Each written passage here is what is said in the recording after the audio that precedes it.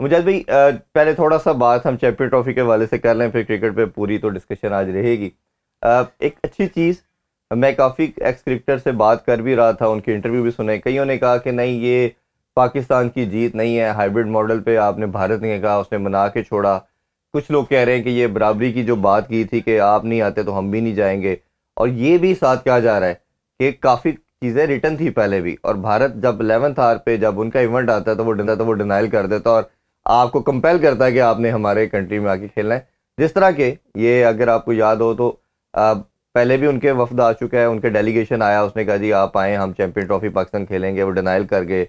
और उसके अलावा बायलैटरल सीरीज के कई कॉन्ट्रैक्ट हैं, रिटर्न है, इवन हम इंटरनेशनल कोर्ट ऑफ जस्टिस में भी गए, वो भी हम हार गए। तो आपके ख्याल में क्या पाकिस्तान की ये एक विक्ट्री है, मोरल विक्ट्री ही सही, या आपको लगता है कि ये जस्ट एक फेस सेविंग की बात है, कुछ भी पाकिस्तान के हाथ में नहीं आया?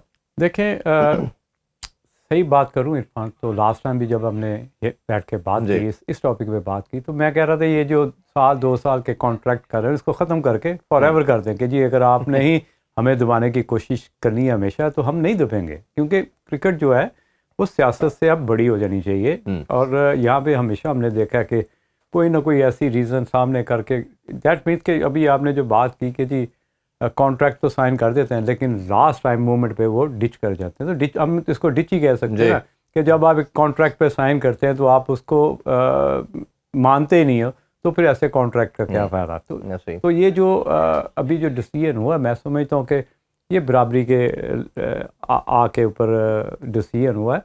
चले कहीं ना कहीं, जैसे आपने बात की मॉरली, हमें थोड़ी सी मॉरली तो एक एनर्जी मिली चले कि किसी एटलीस्ट चेयरमैन ने आंखों में आंखें तो आंखें डाली, तो आंखें डाली। रोका तो सही, उनको पुश तो किया। देखिए आपने इतना पैसा लगा दिया, देखें हाँ, आज से पहले 18 अरब रुपया लगा दिया, 15-16 अरब तो अभी तक लग चुका है। हाँ तो जी। तो किस लिए लगाया? यही है ना कि ज़्यादा से ज़्यादा इंटरनेशनल टीम्स को फैसिलिटेट किया जाए, और आप अपने जो क्राउड को ज़्यादा से ज़्यादा इंटरटेन करें, ज़्यादा क्राउड है, ताकि आपके मुल्क में ज़्यादा से ज़्यादा क्रिकेट हो, आपकी आवाम को ज़्यादा से ज़्यादा क्रिकेट लाइव देखने के लिए मिले, जी। टॉप क्लास प्लेयरों को मिलने और उनको देखने, करीब से देखने का मौका मिले। तो वो जितनी भी वो एक ख्वाब थे वो तो हमें वो पूरे होते हुए नज़र नहीं आए। लेकिन इन द क्या है कि 3 साल के लिए जो साइन था कि जी 3 साल के लिए अब आप ना उधर जाएंगे ना आपके पास वो आएंगे, तो ठीक है, ऐसे तो ऐसे सही। जी। और इसमें ये जो बात की जा रही है कि इसमें बाकी टीमों का क्या कसूर है कि वो बेचारे पहले दुबई में, मोस्ट लाइकली दुबई ही होस्ट होगा, और फिर वो पाकिस्तान ट्रैवल करेंगे। तो आपके ख्याल में जो नैरेटिव था, या कहीं ना कहीं जो बोर्ड मीटिंग की बात की जा रही थी उसमें डिसीजन लिया गया, तो ये बाकी टीमों को पुश नहीं करना चाहिए था कि आप इनकी जो पर्सनल एक टसल है उस चक्कर में हमें क्यों रगड़ा दे रहे हैं, हमें क्यों आप स्ट्रगल करवा रहे हैं? क्योंकि आसान तो नहीं होता कि एक कंट्री कहीं का और खेल रहा है फिर जाके और खेले। देखें, आप कंप्रोमाइज़ करना सीख जाते हो जब आपको पता हो कि एक डॉन बनने की कोशिश कर रहा है, और वो क्रिकेट में पैसा भी बहुत लेके आए हैं। क्रिकेट में जितना मेरा ख्याल आईसीसी को पैसा मिलता है, जो फंड मिलता है भारत क्रिकेट बोर्ड से, तो मैं समझता हूँ कोई भी उनके टक्कर को में आने के लिए तैयार ही नहीं होता। 80% रेवेन्यू दे रहे हैं आईसीसी और को। रही बात जब आप 2 घंटे की फ़्लाइट है, तो जब आपको इस तरह का डिज़ाइन करके बताया जाता है ये कराची टू लाहौर वाली फ़्लाइट है, तो आप अगर दुबई से उठ के लाहौर आ जाएंगे तो कोई फ़र्क नहीं है, रात को फ़्लाइट पकड़ी आप वापस चले जाएं। तो ये भी आप किसी को मोटिवेट करना होता है ना, जी। तो वो जो एक क्या कहते हैं ना कि एग्जॉस्ट होने वाला माइंडसेट, उससे आपको रिलीफ मिल जाता है। तो जहाँ पे आप हमेशा उस पोजीशन में आ जाते हैं कि चलो यार कंप्रोमाइज़ करते हैं, तो बिल्कुल। कंप्रोमाइज़। अच्छा, ये जो पाकिस्तानी विक्ट्री के हवाले से बात करें तो ऑब्वियसली सेना कंट्रीज में जब भी पाकिस्तान जीता है, वे जीता तो एक बहुत बड़ी विक्ट्री होती है। बट अगर हम पाकिस्तान के तीनों फॉर्मेट को भी एनालाइज करें तो मुझे लगता है कहीं ना कहीं जो एक टेम्पलेट सेट हो गया है ओडीआई का, वो चाहे हमारे in term of batting strike rate को देखें या बॉलिंग की लेंथ को देखें, वो सबको वो सूट करता है। टेस्ट में क्या लाइन लेंथ होनी चाहिए, हमारे बॉलर उसको ऑप्ट नहीं कर पा रहे। T20 में क्या वेरिएशन यूज़ करनी चाहिए, वो शायद नहीं कर पा रहे। जो पावर हिटिंग रिक्वायर्ड है T20 में, वो नहीं कर पा रहे। तो आपके ख्याल में सक्सेस सिर्फ ओडीआई में पाकिस्तान को मिल रही है? चाहे हमने ऑस्ट्रेलिया की बात की, सीरीज़ की, जिम्बाब्वे में भी थोड़ा कंफर्टेबल जीते, और अभी भी हम जिस तरह T20 दोनों हार गए, और अभी दोनों अभी तक के ओडीआई हम जीत चुके हैं। तो आपको ओडीआई में सक्सेस की सबसे बड़ी रीज़न क्या लग रही है कि पाकिस्तान सिर्फ ओडीआई में अच्छा कर रहा है?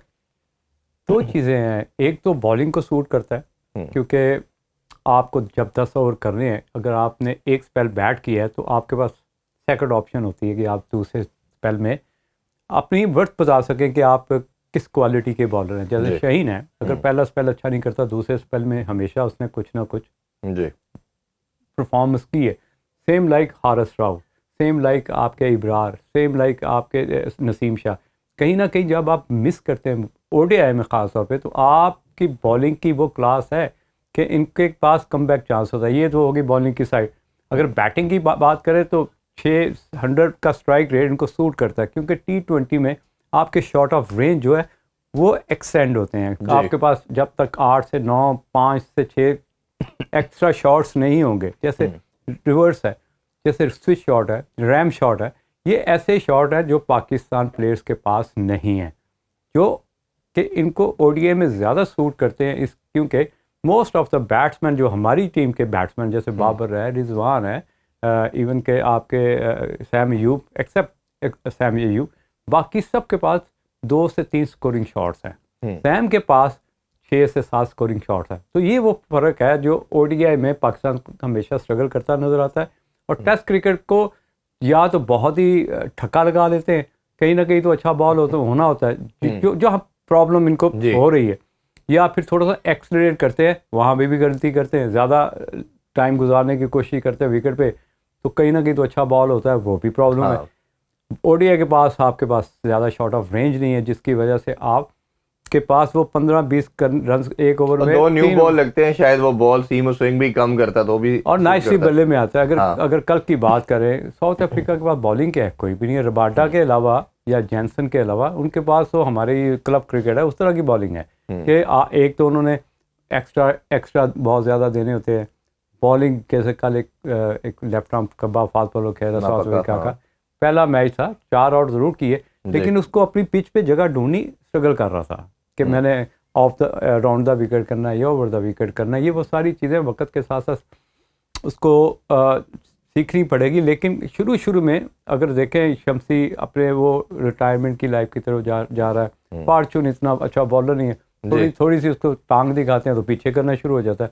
तो वो बॉलिंग की वो क्लास नहीं थी जो कि मैं समझता हूँ कि पाकिस्तान। आपको लगता है कि जैसे कल कमेंटेटर को मैं सुन रहा था, उन्होंने कहा कि ये बैटिंग में तो पूरी बैटिंग खिला रहे हैं साउथ अफ्रीका, हमने T20 में भी देखा, ओडीआई में भी देख रहे हैं, बॉलिंग में बहुत ज़्यादा एक्सपेरिमेंट कर रहे हैं। सिर्फ रबाडा को पहला मैच खिलाया, सेकंड नहीं खिलाया, इसी तरह महराज को थोड़ी इंजरी है, फिर इसी तरह नोकिए को नहीं चांस दिया गया, जिस तरह 2-3 उनके और प्लेयर थे उनको रेस्ट दे दिया गया। तो आपके ख्याल में ये हमेशा होता ये है कि कमेंटेटर का भी कल यही माना था कि 1 या 2 नए प्लेयर को आप साथ रख के अपने ग्रुप के अंदर फिर आप उसको ट्रेन अप करते हो या उनको एक्सपीरियंस दिलवाते हो। जब आप 3-4 कर देंगे, जिस तरह शमसी और कल सिर्फ जॉनसन 2 ऐसे प्लेयर थे कि जो परमानेंट टीम का मेंबर थे, बाकी 2-3 उनके नए न्यू कमर थे, तो ये आपके ख्याल में मिस्टेक कर रहा है साउथ अफ्रीका कहीं ना कहीं अपनी चीज़ों को लेकर? बिल्कुल, डेफिनेटली। देखें, ये चीज़ें जिस तरह साउथ अफ्रीका में ये है कि आपको 4 ब्लैक खिलाने पड़ते हैं, जिसकी वजह से चाहे वो जैसे फ्लोक्वायो है, उसकी आप देखें